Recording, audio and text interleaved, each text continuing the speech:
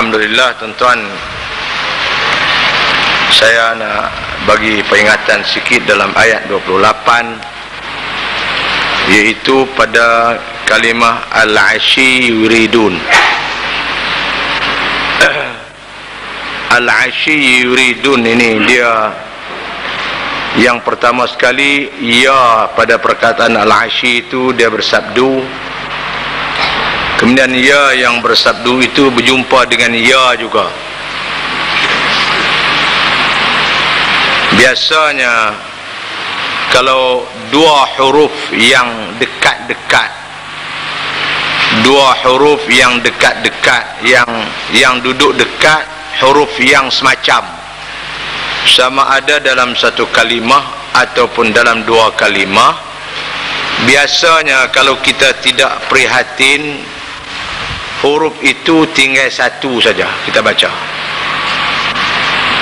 Apatah lagi pada ayat ini ditambah pula dengan huruf yang pertama itu bersabdu. Apabila bersabdu artinya dua huruf yang berganda, seolah-olah di situ ada tiga ya.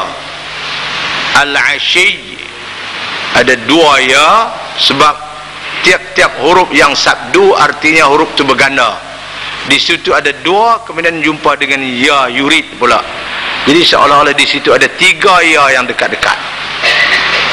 Jadi kalau kita tidak halusi, di situ kita akan tersasul imma tinggal dua ya wa imma tinggal satu ya. Jadi bacaannya tuan-tuan kita kena prihatin di situ. واصبر نفسك مع الذين يدعون ربهم بالغداة والعشي يريد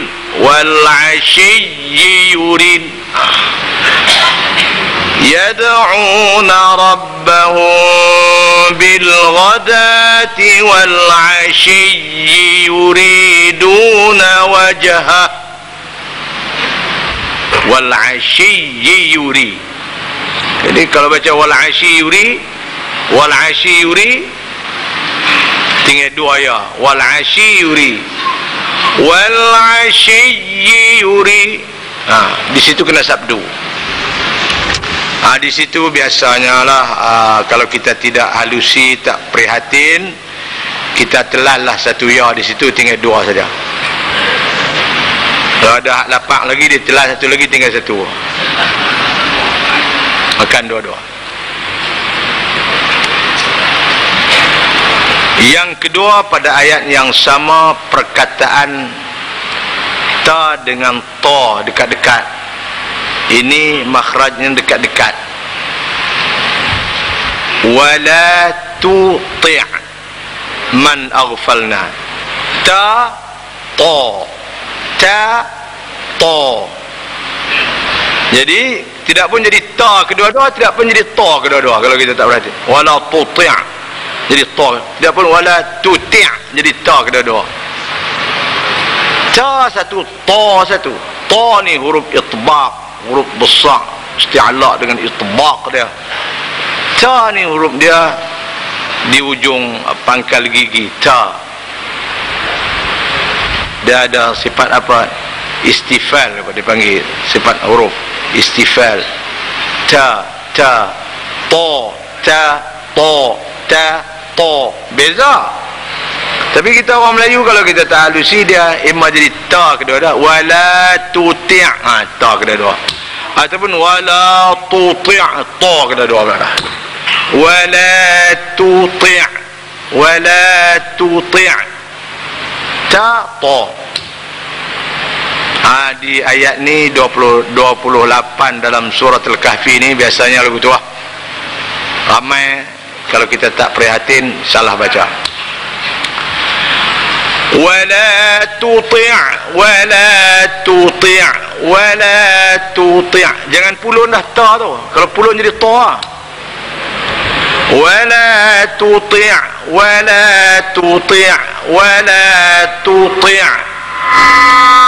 ولا تطع من أغفلنا قلبه عن ذكرنا واتبع هواه وكان أمره فرطا.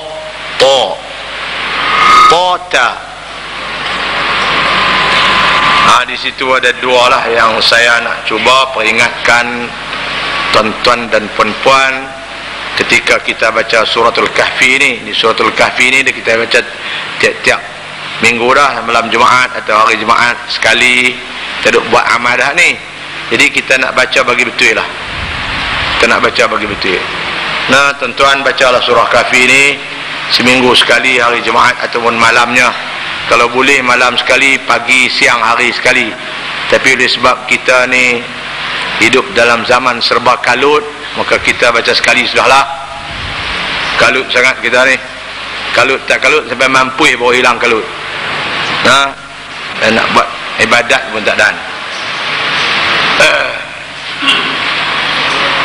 Kalau seminggu sekali pun tak dan baca, tak tahu nak kata apa. Nah, ikut sukalah no. Baca hari Jumaat. Nabi suruh kita baca ni sungguh-sungguh dalam hadis yang cukup sahih. Nabi suruh kita baca malam ataupun siang hari Jumaat.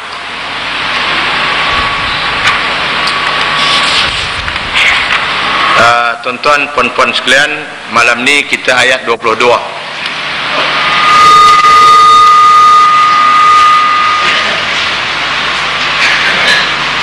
Ayat 22 ni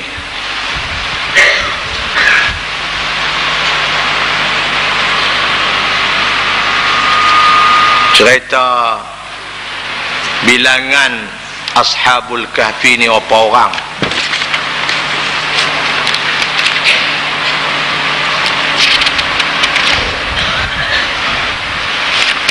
Bilangan Ashabul Kahfi ni berapa orang. Suatu persoalan yang menjadi permasalahan umat dulu. Mereka nak tanya, berbahas, berbincang, nak tahu bilangan Ashabul Kahfi ni berapa orang. Sebenarnya masalah-masalah kita yang lagu tu dalam agama ni dia tak berapa nak. Agama kita dalam syariat kita dia tak berapa kisah berapa orang. Soalnya bukan kita nak tahu berapa orang. Soalnya apa yang kita dapat daripada pengajaran Ashabul Kahfi. Itu matlamat dia. Bukan bertengkar berapa orang, hang kata 7, hang kata 5, hang kata 3. Sud apa pengajaran tak dapat, duk kira, duk bahas tentang berapa orang depa tu. Dalam agama dia tidak penting. Kalau sebab kisah, nama orang ampunya kisah tak tahu pun tak apa. Tapi matlamat kita, kisah-kisah dalam Quran ini dia bermotifkan apa pengajaran yang kita dapat daripada kisah itu. Bukan bilangan, bukan siapa ampunya kisah, tetapi apakah pengajaran dan ibrah, pengajaran dan i'tibar yang kita dapat daripada kisah itu. Walau bagaimanapun ada 3 pendapat. Di sini Allah sebut ada yang kata depa tu 3 orang saja, 4 dengan anjing mereka. Ada pendapat yang kata depa itu 5 orang, 6 dengan anjing. Tapi yang 2 pendapat itu Allah kata, dan Allah firman, rajman bil ghaib, teka saja, pakai sekap jarang ya. Pakai rajman bil ghaib ni Melayu Kedah kata, kok dia kata sekap jarang. Jenis sekap ni tak ada. Kemudian pendapat yang ketiga mengatakan mereka ini 7 orang dan 8 dengan anjing mereka. Pendapat ini Allah tak kata sekap jarang.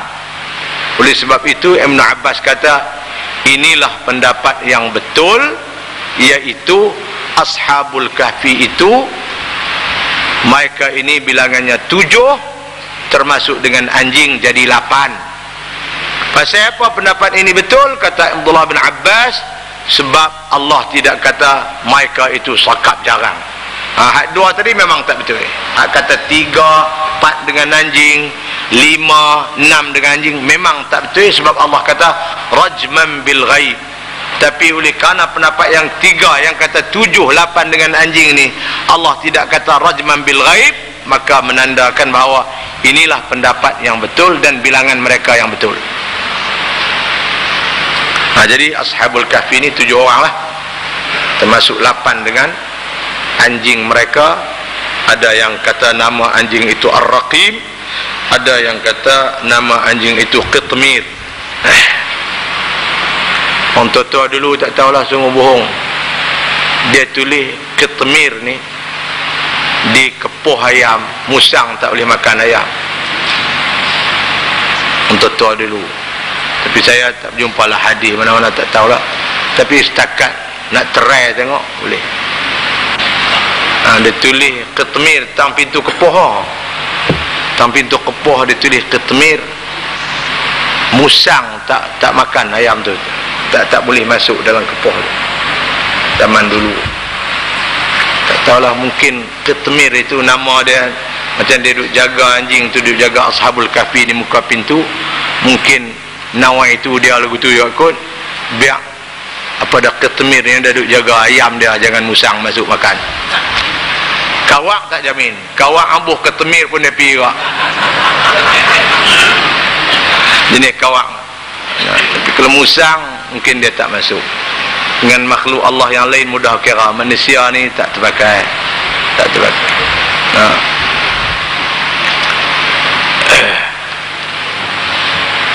Jadi apabila ada 3 qaul ini, Allah suruh Nabi Muhammad kata sebenarnya Allah saja yang tahu berapa orang mereka, dan kamu semua tak tahu, kecuali kalau tahu pun sedikit saja yang Allah bagi tahu. Oleh itu Muhammad antuk saduk bertengkar dengan mereka lah. Berapa orang tu terus ada tengkar. Dan matlamat pun bukan orang berapa orang tu matlamat kita, tapi matlamat kita pengajaran yang kita dapat. Jadi Allah larang Nabi tolong habaq kat depa, sebenarnya bilangan sebenar Allah saja yang tahu, dan Nabi dilarang supaya bertengkar dengan orang-orang ni. Kalau nak bertengkar pun mira'an zahiran, tengkar sikit-sikit saja untuk nak cari kebenaran. Tapi kalau nampak bertengkar sampai tak tahu hak benar lagu mana, tak payah. Kalau sampai hak terbang pun kambing juga tak payah tengkar. Abang dulu kan, cerita dulu, dia bertengkar keluar dari masjid, tengkar lepas subuh, tengok duk hitam, tengkar 2 orang ni, kambing ke apa, kawan tu kata dak burung, dak kawan ni kata kambing. Tengkak sampai naik matahari lah lepas subuh. Kan tengkak dia kata jom pergi tengok kambing ke burung. Pergi dekat terbang burung. Kawan kata kau kata ada burung, kawan dia kata tak, bukan burung, kambing. Kalau sampai teratu terbang, kawan dia kata kambing apa terbang, dia kata kambing jenis terbang. Kalau sampai teratu tuan-tuan tak ada tengkak, sampai hak terbang pun kambing juga, itu bukan mira'an zahiran. Biar kat dia lah, menang lah, aku kalah tak apa, bagi yang liuk yang tengkak dia tak payah. Kita bertengkak ni bukan bertengkak, kita boleh berbincang kalau nak cari kebenaran, jumpa kebenaran sudah. Tapi kalau nak mempertahankan benang basah, kebenaran terselah pun tak mau terima juga, tak payah. Bagi yang liuk, bagi bateri tak payah, biar kat dia seorang. Itu makna la tumari fihim illa mira'an zahira. Hantu tak ada bertengkak dengan mereka lah Muhammad. Oi, berapa orang hang tengkak sikit-sikit, bahas sikit-sikit sudah lah. Kalau nampak mereka boleh terima, tapi kalau mereka tak terima, tinggal. Wala tastafti fihim minhum ahada. Hantu tak ada tanya mereka lah tentang, minta petua kat mereka tu tentang orang-orang yang duduk dalam Ashabul Kahfi tu apa orang. Jadi dalam ayat ini suatu pengajaran kepada kita, iaitu dalam kita mencari kebenaran, kalau perlu kita berbahas, tetapi sekadar mencari kebenaran bukan lebih daripada itu.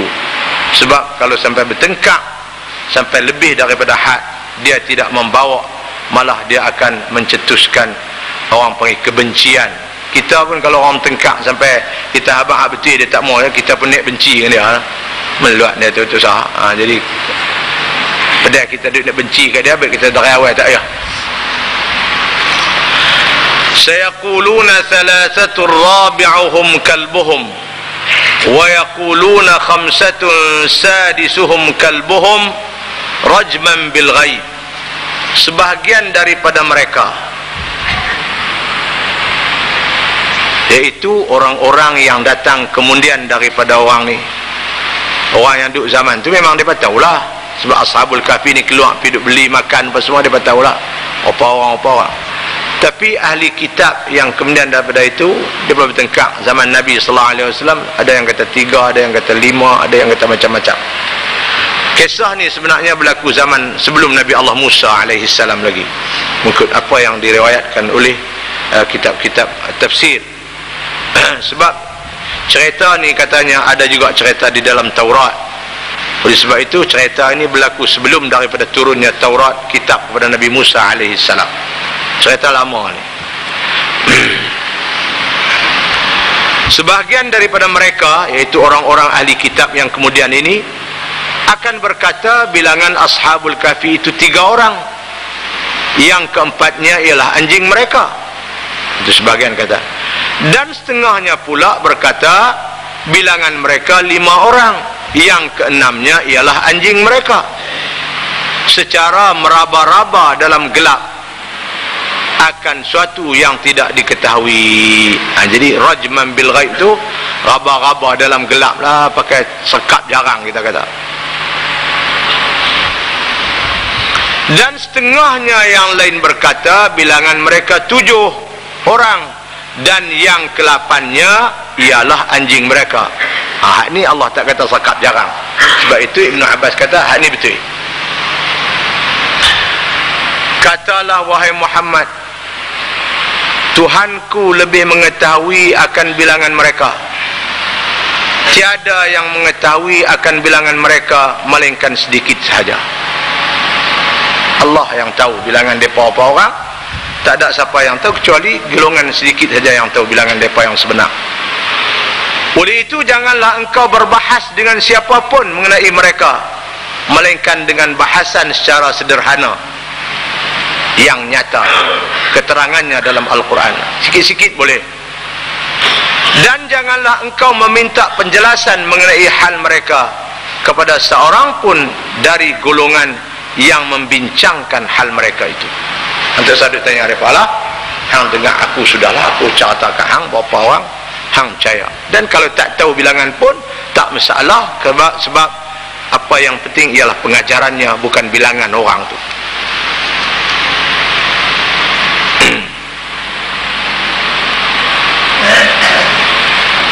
Kemudian ayat 23,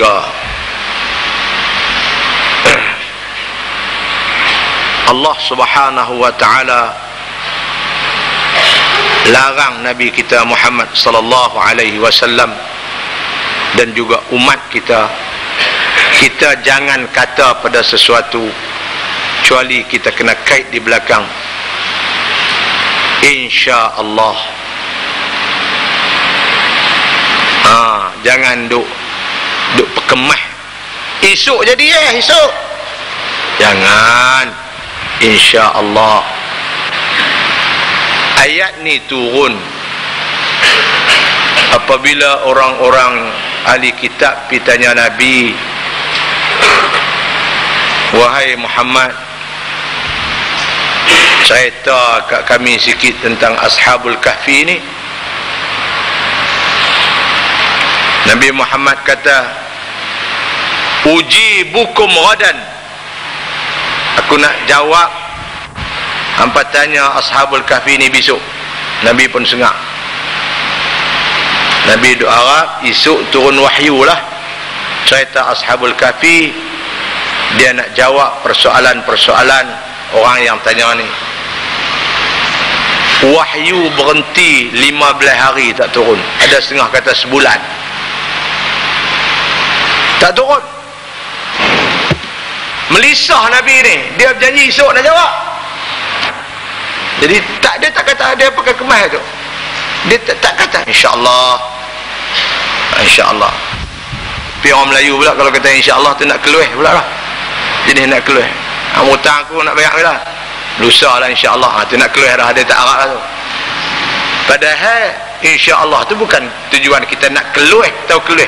Kita nak lari daripada tu, tapi kita nak habaq bahawa itu semua dengan kehendak Allah Subhanahu wa taala. Tahun ni nak pergi Mekah kot. Nak pergi dah ni, dapat orang kata 30 bulan nak pergi Mekah kan. Insya-Allah kalau tak ada arai apa 30 lah. Itu orang mengaji yang cakap begitu. Kalau tak mengaji, kata 30 tetap dah 30 ni kata depa bagi semua dah, tetap penerbangan daripada lo start pukul sekian-sekian. Tak ada langsung insya-Allah. Ni tak mengaji punya cakap. Nabi sallallahu alaihi wasallam cerita dalam hadis riwayat Abu Hurairah sahihain. An Rasulullah sallallahu alaihi wasallam annahu qala Sulaiman bin Daud alaihi salam la atufuhunna al-lailata ala 70 imra'atin wa fi riwayatin 100 imra'atin. Nabi Sulaiman ni bini dia banyak. Zaman dulu boleh nikah banyak. La pun boleh nikah banyak, pergi polis lah. Dah orang polis mudah.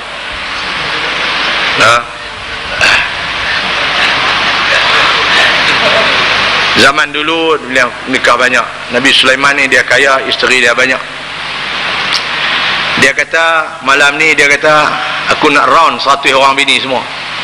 Sakan dia ni. Satu riwayat kata 70, satu riwayat kata 100. Tak ada tukar Ali pun.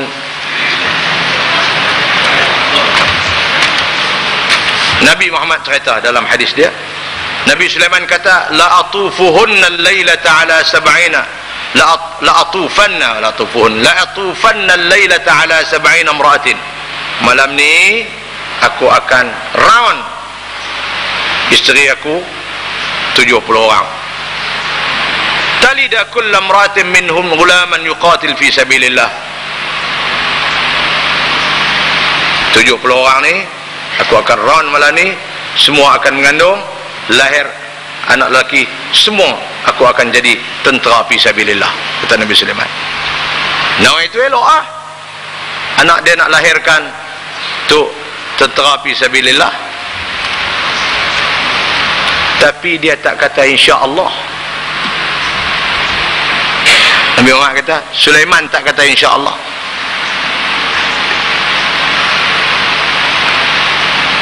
Qala lahu malaikat datang kata, Sulaiman, hang kata nak round 70 bini hang tu, hang kena kata insya-Allah. Falam yaqul, Sulaiman tak kata. Fatafa bihinna, malam tu dia round semua. Kuat Sulaiman. Falam yalid minhun illa imra'atun wahidatun nisfa insan. Seorang pun tak mengandung.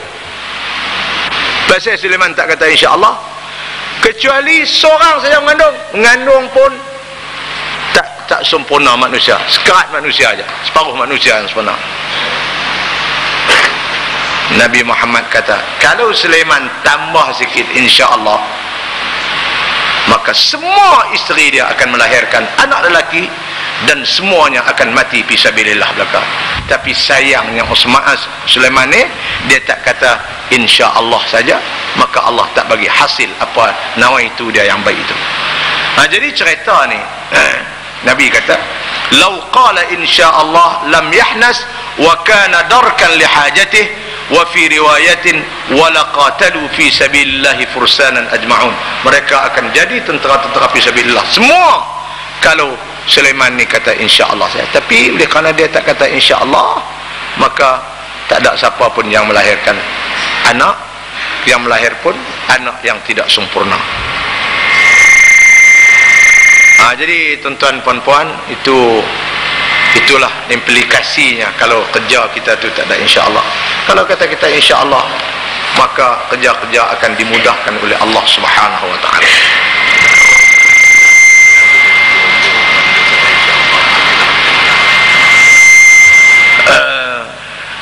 Dia nak kata insya-Allah orang bukan Islam ni tak apalah, dia kata apalah. Dan Cina-Cina lah pun pandai. Tapi kita tak boleh duk ambil kira lah cakap depa tu. Kadang-kadang dia mengucap tekan. Dia mengucap saja, kadang-kadang dia seronok aja, bukan daripada hati dia.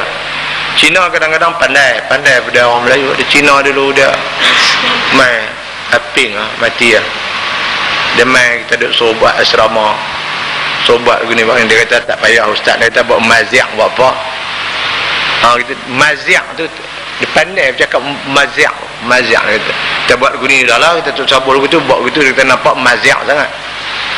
Ada seorang Cina di Kangak, saya nak tanya, nak cat kereta, tanya apa dia kata kalau cat jenis Thailand dia kata tak mahal, tapi cat Malaysia jenis Malaysia ni metalik Malaysia mahal sikit, lebih kurang 2,000 lah. Saya kata mahal 2,000. Dia kata Masya Allah, tak mahal. Masya Allah. Saya ingat Masya Allah ni orang Melayu pun jarang guna. Dia kata celakui, hang pandai no, kata Insya Allah, Masya Allah. Hang tahu lah, dia kata dia duduk kawan tu belah, duduk kawan dengan orang Melayu dari kecil dia kata.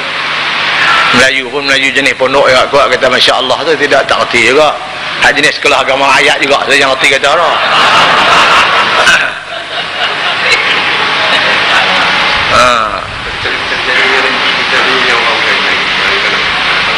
Tak buat apa, kita janji dia kata, ada kata lu mau bayang bila haji, kita kata insya-Allah lah kau akan bayang. Jadi itu komitmen kita yang ni. Nabi pun dia bercakap dengan Yahudi tu. Bila Yahudi tanya, antum cerita ashabul kafi, Nabi kata ujibukum ghadan. Aku nak jawab hangpa besok. Allah metegur, jangan hang kena kata insya-Allah. Sebab itu benda itu betul wahyu tak turun 15 hari itu pasal Nabi tak kata insya-Allah. Kita berjanji dengan depa boleh kata kita insya-Allah. Mudah-mudahan dengan kata insya-Allah tu masuk dalam perut depa hidayat dan sebagainya. Boleh kita kata. Depa nak kata cukup depa lah, jangan kita duk suruh. Tak kata insya-Allah dia suka dia lah. Dia nak kata apilah. Tapi kita tak boleh ambil sangatlah tu. Di Cina pandai, dia pandai. Cina seorang duk potong baju dia lock stang, dia cukup pandai. Kita masuk dia bagi salam kami. Kita tahu lah, kita jawab waalaikum sudahlah kan. Waalaikum. Itu memang begitu. Baik, ayat 23. Allah Subhanahu wa taala larang Nabi Muhammad dan kita semua dari berkata sesuatu kita nak buat benda tu besok ataupun lusa bila-bila masa, kecuali kita kena kait dengan insya-Allah. Dalam istilah kita dia panggil istisna tu. Istisna dengan insya-Allah.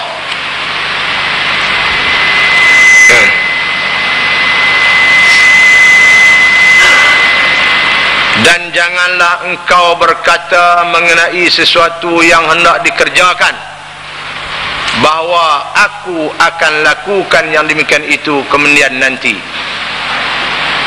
melainkan hendaklah disertakan dengan berkata insya-Allah. Kena kata begitu. Ulama usuluddin bahas masalah ni dalam kitab-kitab tauhid.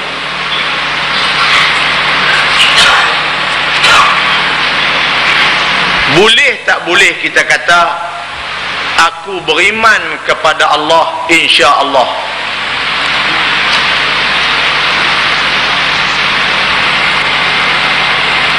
Ramai pendapat ulama mengatakan tak boleh, sebab beriman ni mesti wajib.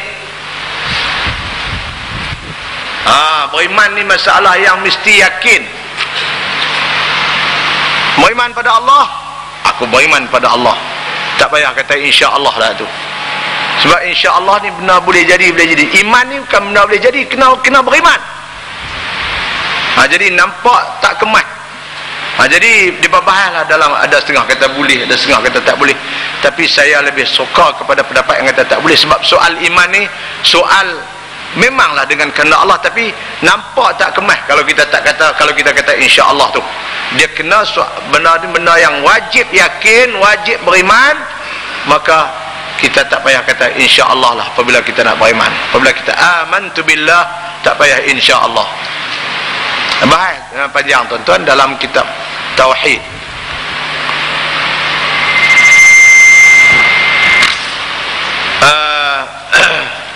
ولا تقولن لشيء إني فاعل ذلك غدا إلا أن يشاء الله.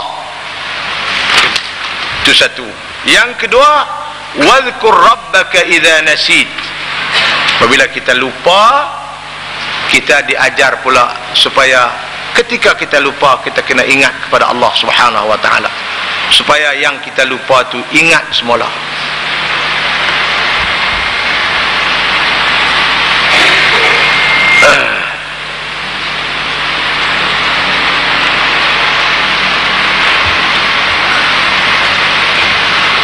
Dan jikalau dan ingatlah serta sebutlah akan Tuhanmu jika engkau lupa. Jika kita lupa menyebut insya-Allah, kita kena sebut nama Allah Subhanahu wa taala supaya benda itu kita teringat balik, dan supaya benda itu tidak akan kita terlupa buat masa-masa yang akan datang. Dan katakanlah, mudah-mudahan Tuhanku memimpinku ke jalan petunjuk yang lebih dekat dan lebih terang daripada ini. Wadhkur rabbaka idza nasit wa qul asa an yahdiyani rabbi li aqraba min hadha rashada. Ayat 727 tuan-tuan. Di bawah tu, yakni kalau kita terlupa menyebut insya-Allah, ketika itu hendaklah kita menyebut sebaik sahaja kita menyebut, ketika itu hendaklah kita menyebutnya sebaik sahaja kita teringat. Artinya kalau kita terlupa sebut, orang berjanji tadi, pagi tadi sebut, kita kata nak bayar hutang lusa, petang saat ni baru teringat, terlupa kata insya-Allah, boleh kita idrak lagi, kita boleh kata insya-Allah. Bahkan kata ulama dalam kitab ni, kalau setahun pun boleh lagi. Jangan kita kata terlupa dah tadi ni baru ingat. Masa mana ingat? Masa tu. Wadhkur rabbaka idza nasit. Ingat pada Allah Subhanahu wa taala. Tak mana kita ingat, di situlah kita kata. Seminggu ke, sebulan ke, berapa hari. Balik teringat, tengok ada 20 benda tak kata insya-Allah. Malam ni pasang 20. Insya-Allah, insya-Allah, insya-Allah. Bila 3 tahun lepas. Boleh.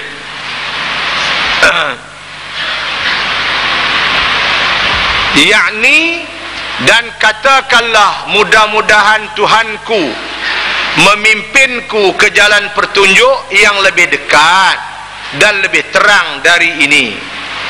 Yakni hujjah-hujjah keterangan yang lebih nyata daripada kisah Ashabul Kahfi untuk menjadi petunjuk kepada umat manusia tentang kebenaran.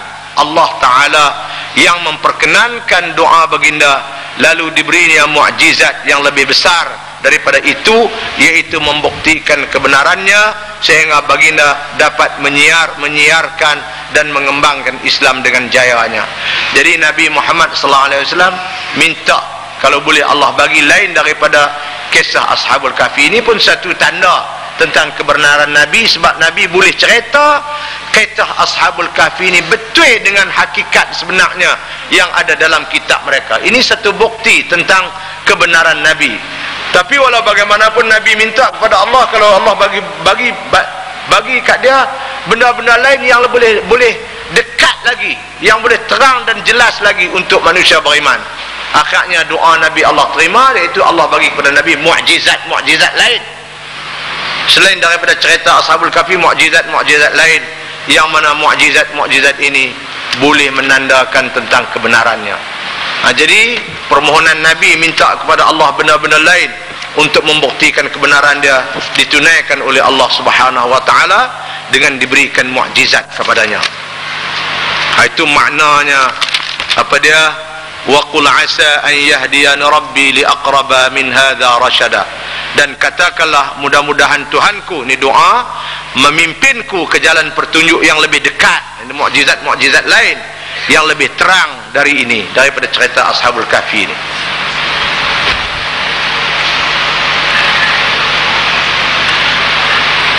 Ayat 25. Ini 25 cerita lama mana pula mereka duduk dalam gua. Tak sat bilangan. Hak ni lama mana. Dan kita tahu bahawa lama ialah 309 tahun. Walabithu fi kahfihim 300 sinina wazdadu 9. Dan mereka telah tinggal tidur dalam gua mereka 300 tahun dengan kiraan ahli kitab, dan 9 lagi dengan kiraanmu wahai Muhammad sallallahu alaihi wasallam. Jadi ahli kitab kira 300, kiraan Nabi Muhammad 309. Adakah tak betul? Jawabnya betul. Sebab ahli kitab ini dapat kira bilangan tahun itu dengan perjalanan syamsiah matahari, manakala Nabi Muhammad sallallahu alaihi wasallam kira dengan qamariyah perjalanan bulan. Perjalanan bulan dengan matahari berbeza setahun, 100 tahun.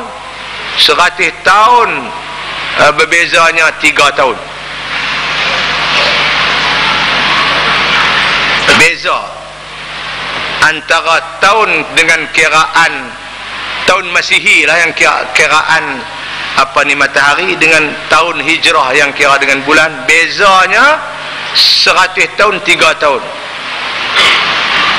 Artinya kalau Masihi 100 tahun, hijrah 103 tahun. 200 tahun Masihi, 206 tahun hijrah. 300 tahun Masihi, 309 tahun hijrah. Sebab tu tambah 9 tahun. Jadi 300 tahun dengan kiraan mereka tahun Masihi, 309 tahun dengan kiraan Muhi Muhammad tahun Qamariyah. Sudah tuan-tuan, beza 100 tahun 3 tahun. Sebab itu kalau umur 50 tahun, dia kalau dengan Qamariyah dah setahun setengah. Kita tua setahun setengah. Tapi kalau Syamsiah dengan tahun Masihi, kita 50 tahun. Kalau dengan Qamariyah 50 tahun, 51 tahun setengah.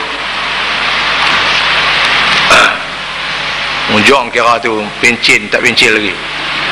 Kira dengan Qamariyah pencil lama lah.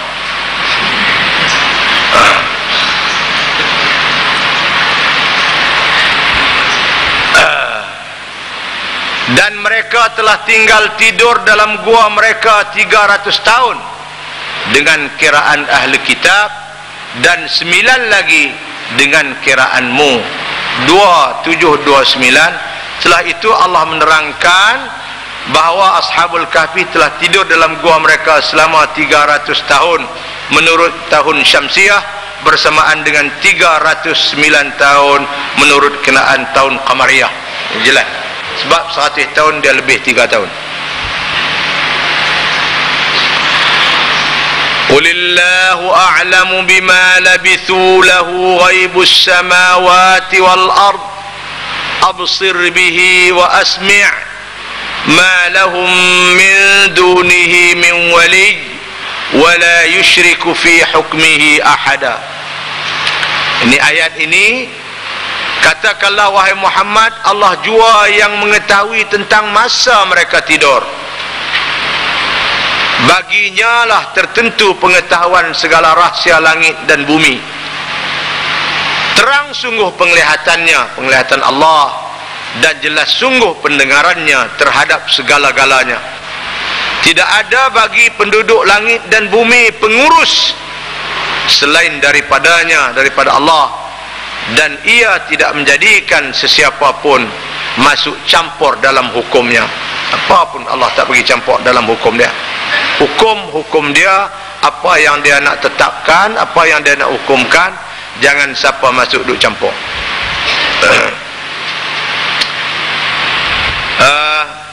730 di bawah.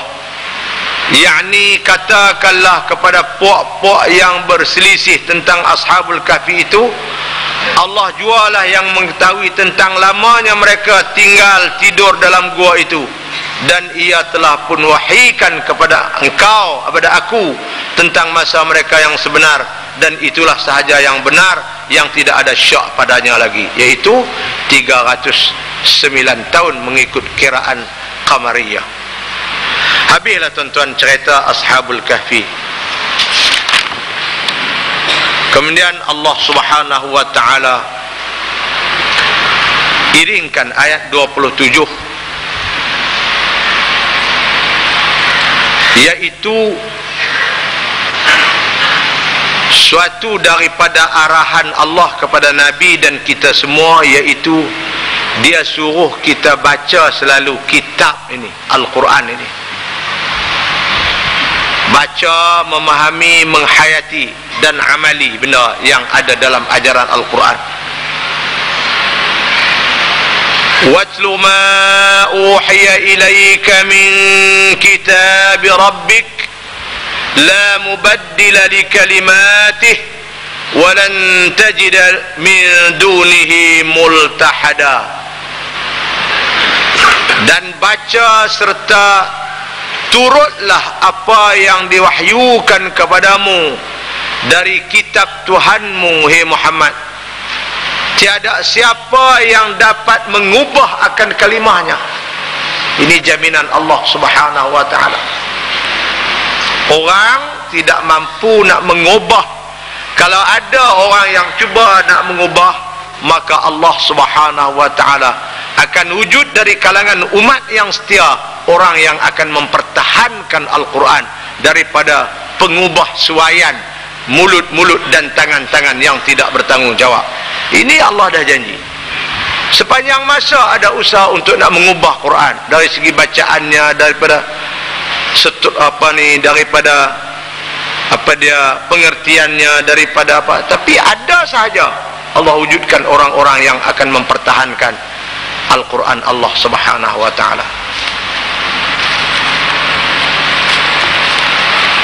Allah suruh baca, suruh Nabi Muhammad turut bacaan yang elok, dan kalimah Allah tidak akan berubah, dan engkau tidak sekali-kali akan mendapat tempat perlindungan selain daripada Allah Subhanahu wa taala. Yakni bacalah akan Quran dan amalkanlah segala perintahnya. Tiada siapapun yang dapat mengubah apa yang telah ditetapkan dan dijanjikannya. Jika ada yang ingkar, maka orang itu tidak akan terlepas dari hukuman Allah yang menguasai segala-galanya. Itu Allah dah tetap begitu. Tuan-tuan, kemarin pun berlaku suatu tragedi yang menggemparkan dunia. 7 orang angkasawan Amerika mati. Ini kerja Allah Subhanahu wa taala. Dalam ketika dia duk bersedia nak bom orang, nak bunuh orang Islam, Allah bunuh orang dia. Ahli-ahli sains yang angkasawan punya sains. 16 minit lagi nak sampai ke bawah. Anak bini pakai duk tunggu semua, tetap meletup, mampus habis. Tuan-tuan, ini kerja Allah Subhanahu wa taala. Kamu engkuh sangat dengan sains kamu, bala tentera kamu, alat kelengkapan yang canggih-canggih, nak hentam orang yang tak berdosa. Allah tunjuk kecanggihan dia lebih lagi. Angkasa lepas hampa tu meletup, jatuh. Jadi tuan-tuan, pengajaran-pengajaran ni, tapi orang yang tak beriman dia memang tak ambil pengajaran. Dia analisis pun tentang kesalahan dan kesilapan mereka, teknologi teknikal dia yang salah. Tapi kita orang Islam, kita anggap itu adalah satu hukuman yang Allah kenakan untuk memberi pengajaran kepada kita.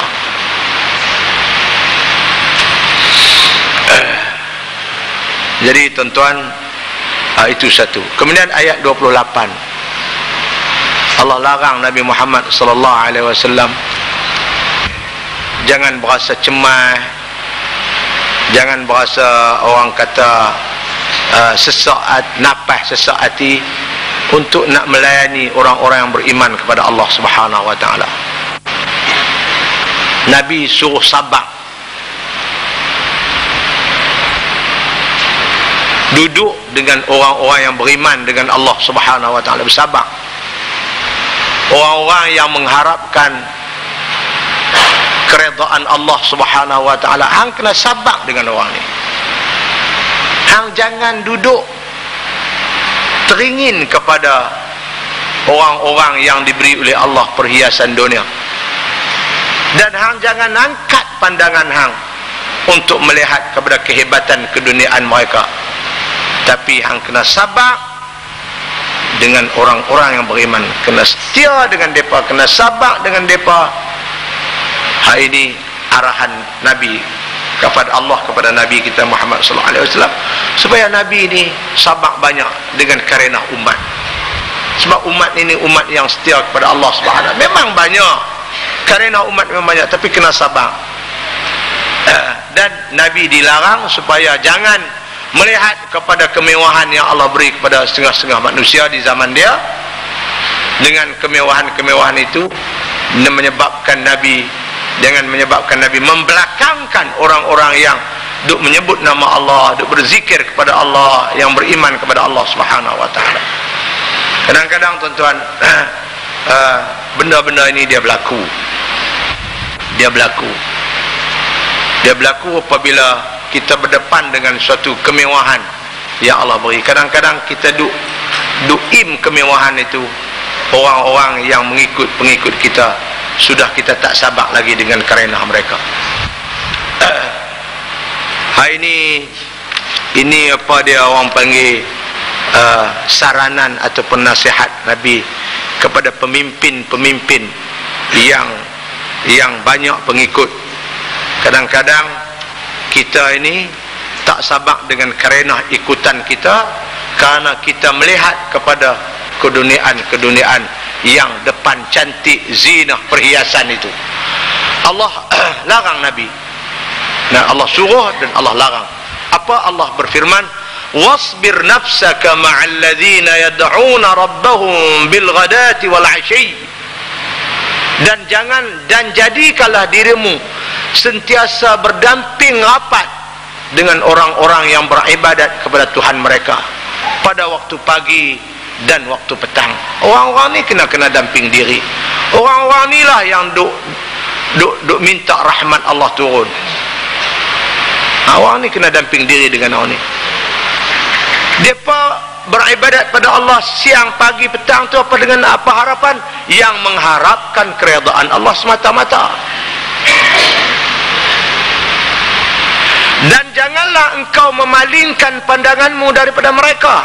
Dia tak pada layan dah orang ni. Jangan duk layan apa pula, hanya kerana engkau mahukan kesenangan hidup dunia. Jangan Muhammad, jangan. Kamu kena damping dengan orang yang duk sebut nama Allah selalu, dan engkau jangan melihat dan hanya memandang kepada kemewahan dunia sahaja. Dan janganlah engkau mematuhi orang-orang yang kami ketahui hatinya lalai daripada mengingati dan mematuhi pengajaran kami dalam Quran. Orang ini biasanya apabila dia ajak kita untuk mengingkari ajaran Allah, Nabi dilarang jangan ikut orang ni. Sebab orang ni memang dia nak ajak kita supaya kita ini mengingkari ajaran kitab Allah Subhanahu wa taala. Dan Allah kata, Allah firman, wattaba'a hawah, serta ia menurut hawa nafsu. Bolehkah kita orang Islam ini ikut orang yang lalai daripada menyebut Allah, yang tak ingat Allah, dan yang dia ikut adalah hawa nafsu dia? Wa kana amruhu furuta, kata Nabi, dan tingkah lakunya selalu melampaui kebenaran. Dia selalu, orang-orang ni, orang yang lupa Allah, orang yang ikut nafsu, orang ni selalu tindakan dia melampau dalam dunia mana sekalipun tuan-tuan. Kalau Allah pun dia tak ingat, menyebut nama Allah pun korang yang ikut hawa nafsu. Allah kata wa kana amruhu furuta, dan memang tindakan-tindakan dia itu melampaui batas kebenaran, melampau. Ini tuan-tuan ingatan Allah kepada Nabi, supaya Nabi jangan diikut ere orang ni, jangan diikut dengan orang-orang yang seumpama ini. Sebab orang ini memang dia punya neraca dia tak betul.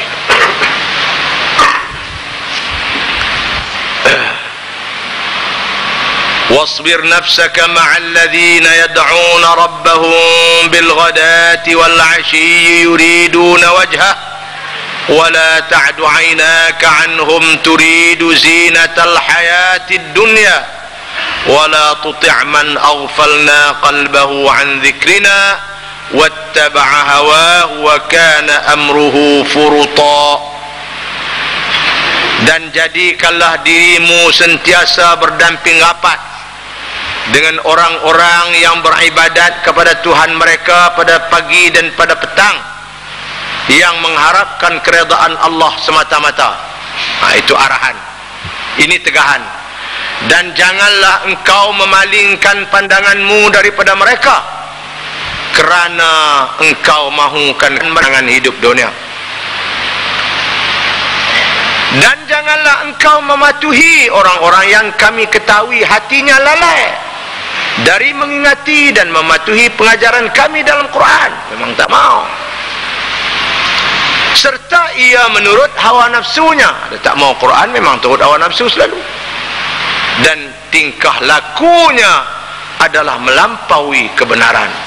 Tak puas lagi Tok Syekh Basmih ni dibubuh 732 di bawah tu apa dia kata?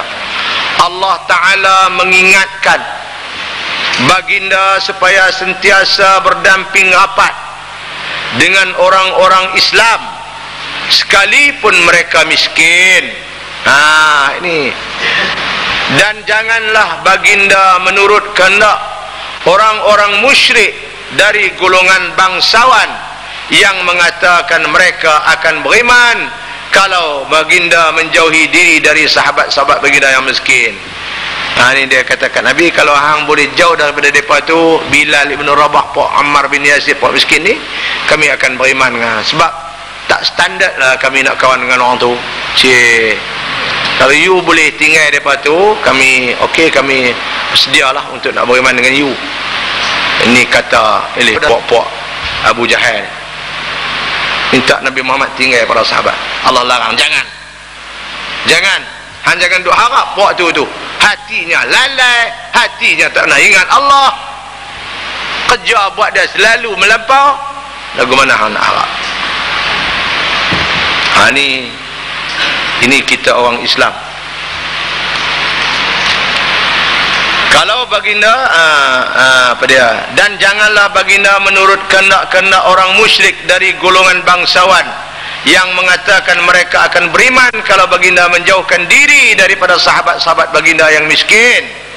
Kerana orang-orang musyrik itu yang telah lalai hatinya dengan kekufuran, tidak diharap untuk beriman. Jangan doa harap buat tu beriman. Beriman pun dia beriman, dia orang pada dia sendiwara dia beriman, berlakon dia depan beriman depan Nabi, tapi sebenarnya dia tak beriman.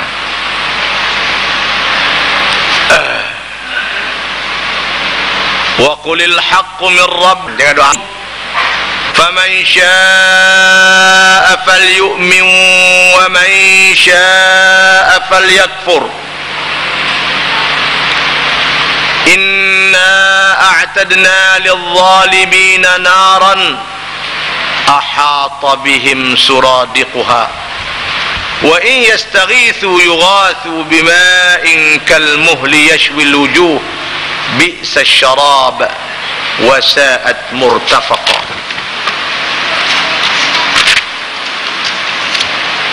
Dan katakanlah wahai Muhammad pada orang-orang suruh hang tinggal sahabat hang miskin depa nak beriman tu, hang kata kat depa, kebenaran itu ialah yang datang daripada Tuhan kamu.